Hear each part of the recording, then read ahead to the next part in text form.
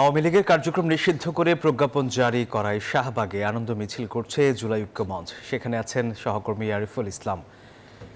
আরিফ, আন্দোলনরত ছাত্র জনতার তো দাবি পূরণ হলো, এখন কি বলছেন তারা?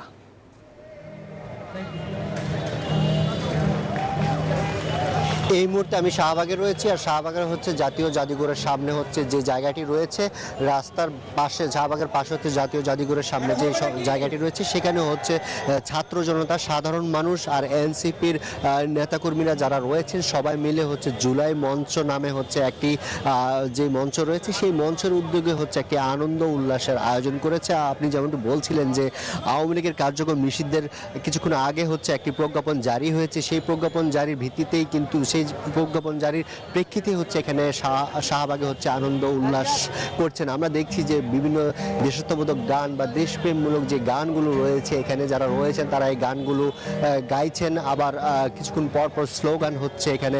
আর সেই সাথে আরও একটি বিষয় বলে রাখি, এখানে হচ্ছে এই উল্লাসকে তারা কেন্দ্র করে হচ্ছে এখানে রাতের খাবারেরও আয়োজন করা হয়েছে। সেখানে দুটি গরু ও একটি খাসি জবাই করেছেন, এমনটাই কিন্তু শিক্ষার্থীরা আমাদের জানিয়েছেন। তো এখানে আমরা যেমনটি দেখছি যে বেশিরভাগই হচ্ছে শিক্ষার্থীরা অবস্থান করছেন এবং দেশাত্মবোধক গান, তারপর হচ্ছে বান্ডেল থাকলে প্রতি সেনমানিতে টাকা বাঁচবে।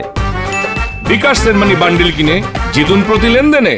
দেশের প্রতি যে ভালোবাসা, সেই ভালোবাসাগুলো তারা জানান দিচ্ছেন। আর তারা বলছেন যে আওয়ামী লীগের অতীতে আওয়ামী লীগের যেই কার্যক্রম, যেমন বিডিআর হত্যাকাণ্ড, শাপলা চত্বর হত্যাকাণ্ড, জুলাই হত্যাকাণ্ড, এই যে অপকর্মগুলো রয়েছে, প্রত্যেকটি অপকর্মের সুষ্ঠু এবং তদন্তের মাধ্যমে হচ্ছে বিচারগুলো সম্পন্ন করতে হবে। সেই সাথে হচ্ছে আওয়ামী লীগের যে কার্যক্রম নিষিদ্ধ করা হয়েছে, বিচার প্রক্রিয়া শেষে হচ্ছে আওয়ামী লীগকে হচ্ছে পুরোপুরি নিষিদ্ধের দাবিও জানিয়েছেন এখানকে যারা শিক্ষার্থীরা রয়েছেন, যে আন্দোলনকারীরা রয়েছেন তারা বলছেন।